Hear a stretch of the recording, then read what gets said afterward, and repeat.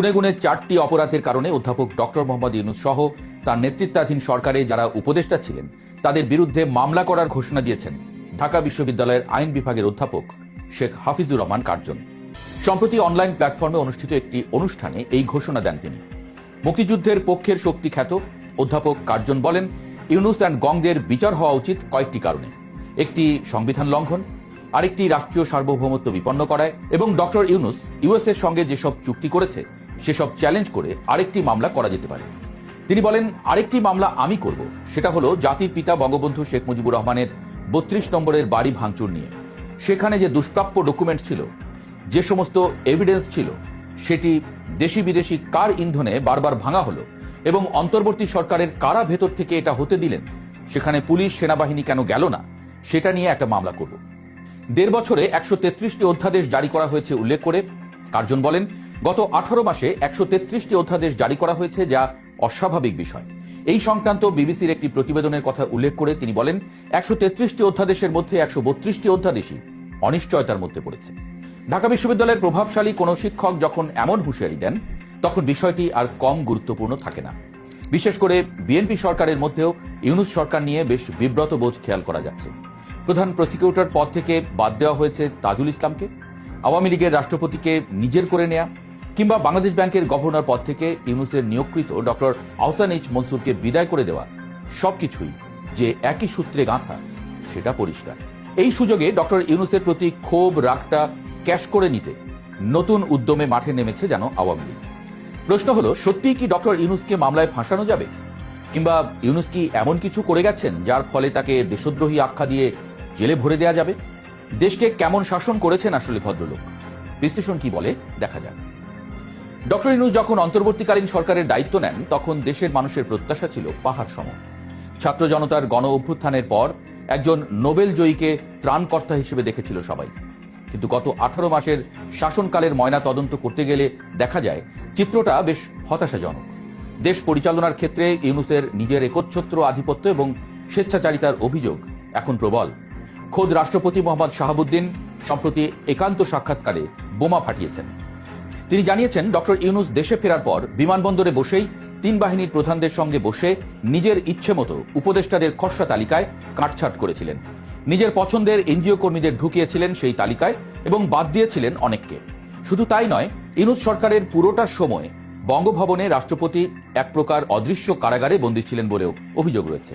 অর্থাৎ শুরু থেকেই রাষ্ট্রের সর্বোচ্চ পর্যায়কে পাশ কাটিয়ে নিজের বলয় তৈরি করে ক্ষমতা কুক্ষিগত করেছিলেন ডক্টর ইউনূস। সবচেয়ে বড় প্রশ্ন উঠেছে মানবাধিকার এবং আইনশৃঙ্খলা পরিস্থিতি নিয়ে। যে ছাত্র জনতার রক্তের উপর দিয়ে এই সরকার ক্ষমতায় এসেছিল, সেই মানুষের জীবনের নিরাপত্তাই তারা দিতে পারেননি। বিশ্লেষকদের মতে গত 1.5 বছরে দেশে মবক্রেসি বা উন্মত্ত জনতার শাসন কায়েম হয়েছিল। মানবাধিকার সংস্থাগুলোর হিসাব অনুযায়ী স্রেফ মব ভায়োলেন্স বা গণপিটুনিতে 3 শতাধিক মানুষের মৃত্যু হয়েছে। প্রকাশ্য দিবালোকে মানুষকে পুড়িয়ে মারা, ধর্ম অবমাননার ধোঁয়া তুলে পিটিয়ে হত্যার মতো বিভৎস ঘটনাগুলো ইউনূস সরকারের মানবাধিকারের চরম ব্যর্থতার দলিল হয়ে আছে। ইনক্লুসিভ বা অন্তর্ভুক্তিমূলক বাংলাদেশের স্বপ্ন দেখিয়ে উল্টো দেশকে চরমভাবে বিভক্ত করার অভিযোগ উঠেছে। আওয়ামী লীগকে রাজনৈতিকভাবে নিশ্চিহ্ন করতে ডেভিল হান্ট বা দানব নিধনের নামে তৃণমূলের লাখ লাখ নেতাকর্মীকে ঢালাওভাবে জেলে ভরে রাখার মতো ঘটনা ঘটেছে। জামিন পাওয়ার মতো মৌলিক মানবাধিকার থেকেও তাদের বঞ্চিত করা হয়েছিল, যা খোদ জাতিসংঘের চোখেও মানবতা বিরোধী অপরাধ। ডক্টর ইউনূসকে বলা হতো গ্লোবাল প্লেয়ার বা আন্তর্জাতিক খেলোয়াড়। তার বৈশ্বিক ভাবমূর্তির কারণে অনেকেই ভেবেছিলেন আন্তর্জাতিক কূটনীতিতে বাংলাদেশ এবার বাজিমাত করবে, কিন্তু বাস্তবে দেখা গেছে তার উল্টো চিত্র। 1.5 বছরে কূটনৈতিক স্থবিরতা চরমে পৌঁছেছে। প্রতিবেশী ভারতের সঙ্গে সম্পর্ক তলানিতে গিয়ে ঠেকলেও আমদানি নির্ভরতা ভারতের সঙ্গে কমানো যায়নি। উল্টো কথার বানে সম্পর্ক আরো বিষিয়ে তোলা হয়েছে। ভিসা জটিলতায় পড়ে সাধারণ মানুষ এবং শিক্ষার্থীরা চরম ভোগান্তির শিকার হয়েছেন। এমনকি পশ্চিমা দেশগুলোও বাংলাদেশিদের জন্য ভিসা প্রক্রিয়া কঠিন করে দিয়েছে। সবচেয়ে বড় ব্যর্থতা এসেছে রোহিঙ্গা ইস্যুতে। কথা ছিল রোহিঙ্গারা নিজ দেশে ফিরে যাবেন, কিন্তু উল্টো নতুন করে আরো 1,02,000 রোহিঙ্গা দেশে ঢুকে পড়েছে। আরাকান আর্মির আগ্রাসন এবং সীমান্তে চরম নিরাপত্তাহীনতা প্রমাণ করে আন্তর্জাতিক অঙ্গনে ডক্টর ইউনূস কতটা প্রভাবহীন ছিলেন। অর্থনৈতিক খাতে কিছুটা শৃঙ্খলা ফেরানোর সাময়িক কৃতিত্ব হয়তো এই সরকার পাবে। রেমিটেন্স প্রবাহ বেড়েছে, ব্যাংক খাতে সংস্কারের চেষ্টায় রিজার্ভ 33 বিলিয়ন ডলারে উন্নীত হয়েছে বলে সরকার দাবি করেছে। কিন্তু মুদ্রার উল্টোপিঠও বড্ড ভয়ঙ্কর। 1.5 বছরে সরকারের ঋণের পরিমাণ বেড়ে দাঁড়িয়েছে 24 লাখ কোটি টাকায়, যার অর্ধেকই বিদেশি ঋণ। দৃশ্যমান কোনো উন্নয়ন না করেই মাত্র 1 বছরে 2.5 লাখ কোটি টাকার ঋণ কেন নেওয়া হলো, সেই প্রশ্ন এখন বড় হয়ে দেখা দিয়েছে। দেশে বিদেশি বিনিয়োগ তলানিতে এসে ঠেকেছে, বেকারত্ব বেড়েছে জ্যামিতিক হারে, শিল্প কারখানার বেহাল দশা এবং গ্যাস ও বিদ্যুতের তীব্র সংকট সাধারণ মানুষের নাভিশ্বাস তুলে দিয়েছে। যে বিষয়গুলো ডক্টর ইউনূসকে সবচেয়ে বেশি আইনি ঝুঁকিতে ফেলতে পারে তা হলো দুর্নীতির চাঞ্চল্যকর সব অভিযোগ। প্রধান উপদেষ্টার বিশেষ সহকারী ফয়েজ আহমদ তোয়েবের বিরুদ্ধে বিটিসিএল এর 5G অপটিক্যাল ফাইবার প্রকল্পে ব্যাপক দুর্নীতির অভিযোগ উঠেছে। 65 কোটি টাকার প্রকল্পকে ফুলিয়ে ফাঁপিয়ে 326 কোটি টাকার রূপ দেওয়া হয়েছিল। সবচেয়ে বিস্ময়কর ব্যাপার হলো, এই দুর্নীতির অনুসন্ধান থামাতে খোদ প্রধান উপদেষ্টার দপ্তরকে ব্যবহার করে দুর্নীতি দমন কমিশনের প্রধানকে তলব করে হুমকি দেওয়া হয়েছিল বলে অভিযোগ রয়েছে। পরিস্থিতি বেগতিক দেখে ফয়েজ দেশ ছেড়ে পালিয়েছেন। শুধু তিনি নন, দুর্নীতিতে নাম জড়িয়েছে খোদ প্রভাবশালী উপদেষ্টাদেরও। এর পাশাপাশি বাংলাদেশ ব্যাংকের সাবেক গভর্নর ডক্টর আহসান এইচ মনসুরের দুবাইয়ে বিলাসবহুল ফ্ল্যাট থাকার খবরও গণমাধ্যমে প্রকাশ পেয়েছে, যা এই সরকারের দুর্নীতির স্বরূপ উন্মোচন করে দেয়।